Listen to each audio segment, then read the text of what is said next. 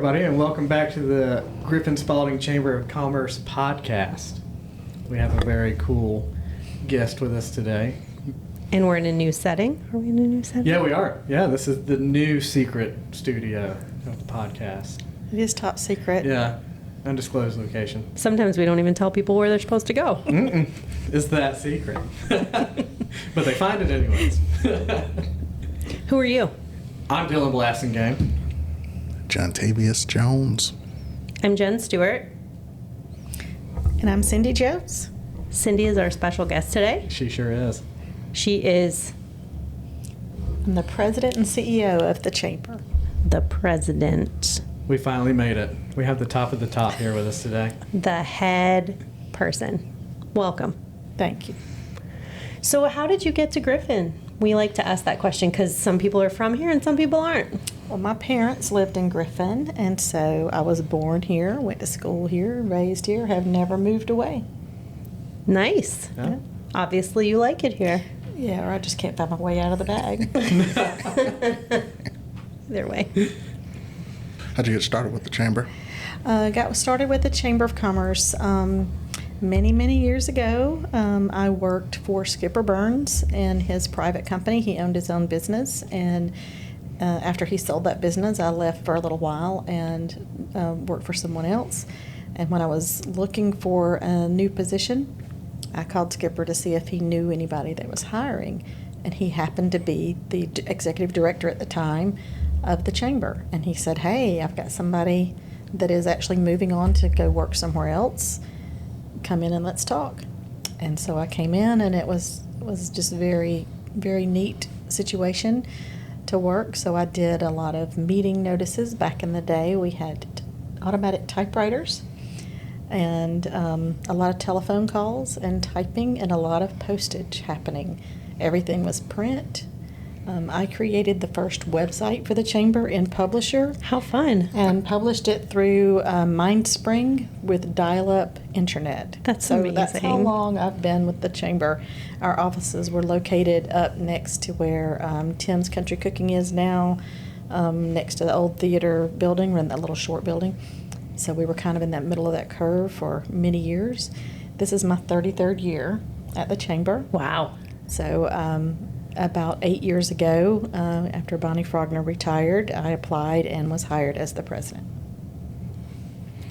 Talking about, starting back then and all that, has the environment of the chamber changed much? Dramatically. Really? Dramatically. When I first started with the chamber, our board was a bunch of men in suits, and we only saw them at board meetings, and basically staff did all the things, and there wasn't a lot of interaction with volunteers unless we had a major project. And then we had a women's division, so the women did all the hands and feet work, and the men came to the meetings and sat in the boardroom.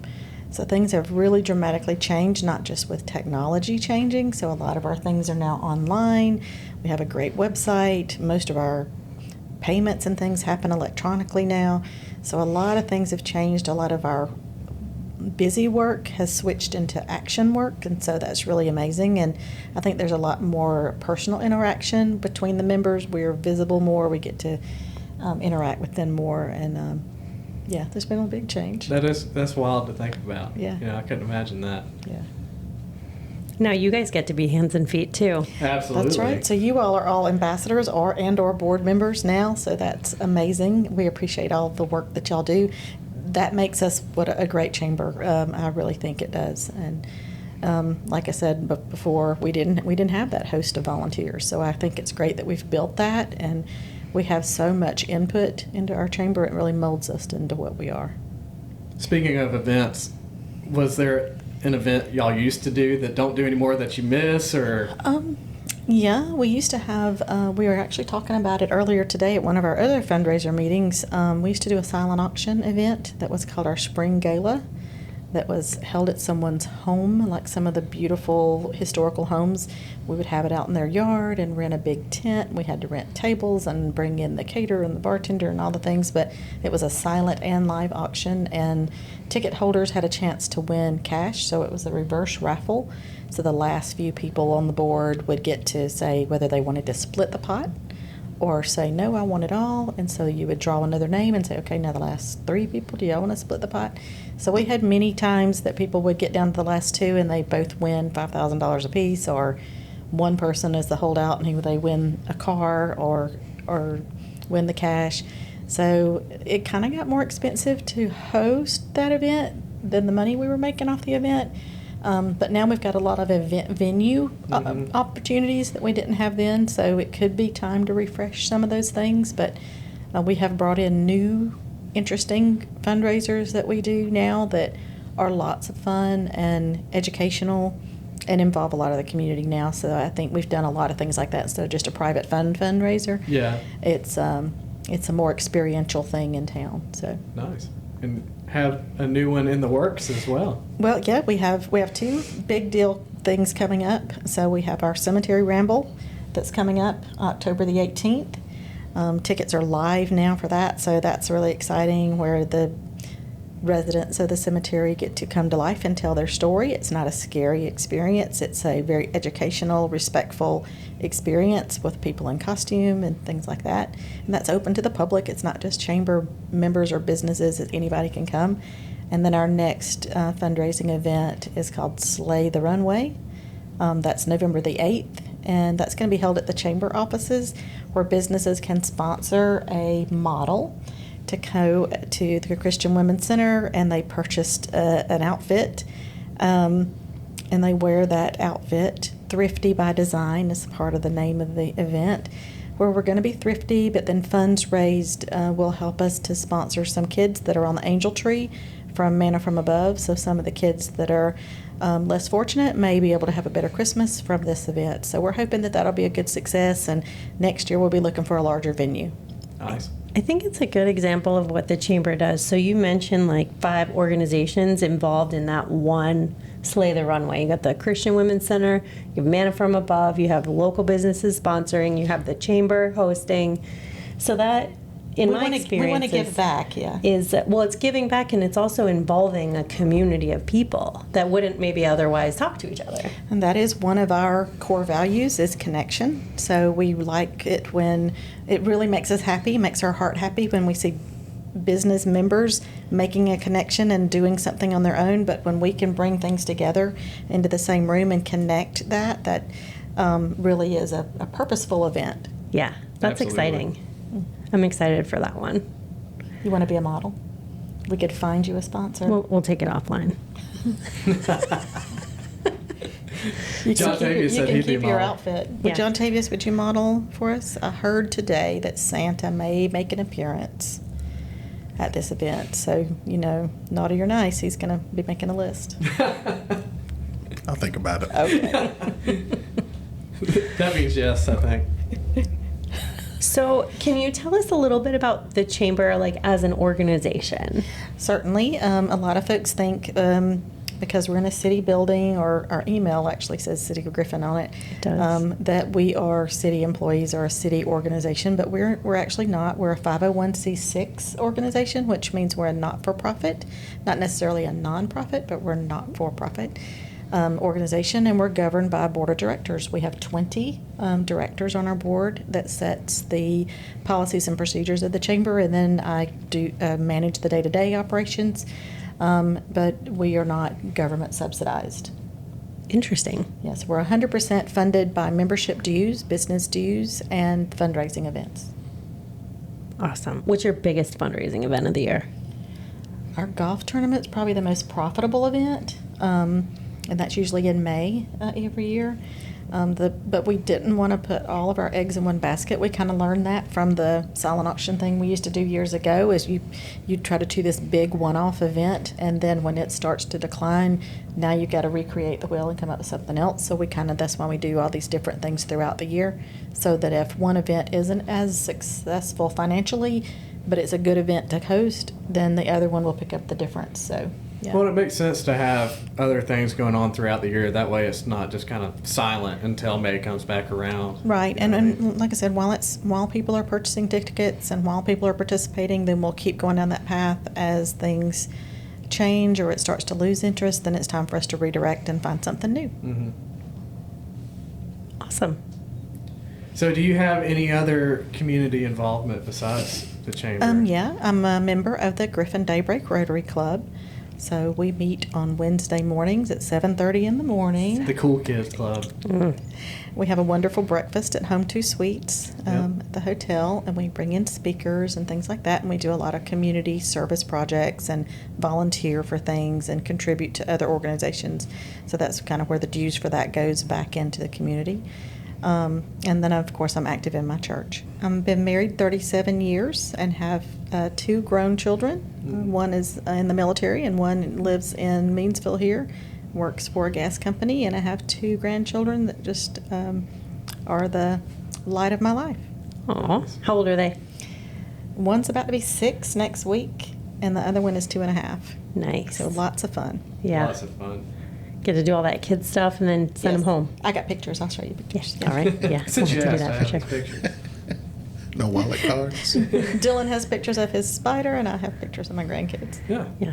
One day we'll have to do a segment on Dylan's tarantula. That's a different podcast. Different. Tarantulas. In the cage. Zzz. Yes. Yeah, multiple. In the cage. So, sorry.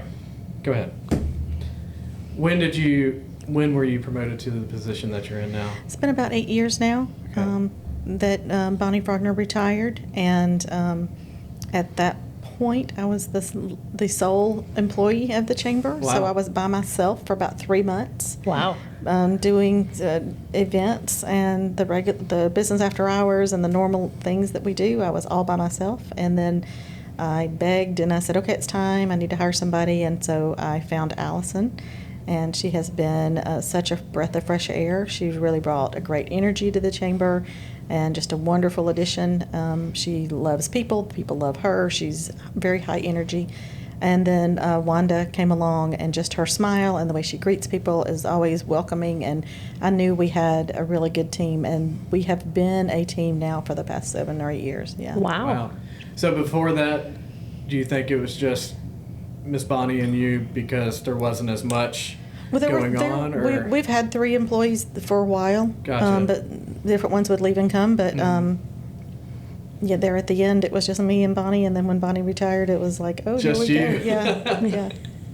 Yeah, I couldn't imagine. doing that by And the yourself. membership is high. The membership is high. It's a lot higher than it was even 8 years ago. What is it? Can we put you on the spot? it's How many like members? 920 Wow. something, yeah. That's great. And that's businesses and individuals and nonprofit organizations. So we do have churches and small businesses, large industry, and then we have some individuals that just want to stay involved in the community. So Yeah. we have, I think, one of the lowest membership dues rates in the region. We try to keep that low by doing the fundraisers, and just so that we're open and affordable for small businesses, because we know they have a lot of expenses on board already. Yeah. I was talking to another business in this building, because this building has a multitude of different types of businesses, and they came from another county that wouldn't do a ribbon cutting if your business was in a suite like the suite that we're in now. Oh, we love to cut a ribbon. So in Griffin+Spalding Chamber, you can have a ribbon cutting at the Welcome Center. I let her know that. I said you could do it here, you could do it at the Welcome Center. We're going to sign her up, hopefully. That's You know, awesome. she's very excited about it. But yeah, I didn't realize other counties were so stringent, and maybe Yeah. they're a little larger. Maybe that's why. But I think it's great that each person gets featured and put in the paper. Yes, and what we'll tell people is, if you've seen one chamber, you've seen one chamber. So every chamber operates a little bit differently. Some are also the economic development office. Some are tourism and chamber. So it just depends on what their priorities are and where they lie. We really identify a lot with the smaller businesses and try to promote them, push them, and so anything we can do to support them, that's what we try to do. Like Try It Tuesday. Like Try It Tuesday. Coolest so much idea fun. I've seen. I love it so And much. that was borrowed from another chamber. We call that R&D. It's a rip off and duplicate. We can do that from other chambers, and try things that we haven't done before. Coffee and Connections was something we learned from another chamber, and so we bring it in and do those things. And our members like a fresh event, a fresh start of something, and we really like connecting people and doing different things. And I think, the Try It Tuesday has been a great way for us to spotlight businesses and to kind of showcase what they do. Mm-hmm. There are some places we've been that people are like, I didn't even know that was here. So it's just a neat way for us to get behind the scenes and experience some things and shine a light on them for a few minutes. Absolutely. Yeah. Cindy, thank you so much for coming and joining the Chamber podcast. Thank you. It was Thank our you. honor to have you Absolutely. as the highest member, the highest ranking member. Thank you for the invitation. And we appreciate all the hard work you do to promote our businesses and Absolutely. the businesses in the community. I certainly wouldn't be here without you guys. So Aw, thank you. Yeah. You definitely do a lot for the community and all Thank the you. businesses We try. We have a involved. good team. Like I said, we have a good team, and between our board, our ambassadors, and our staff, everybody coming together, it's a good working team. It is. We love everyone. They work Absolutely. so hard. Yeah. Thank you guys for what you do. Yeah. You're welcome. Absolutely. Until next time. Until next time, we'll see you soon. See you soon.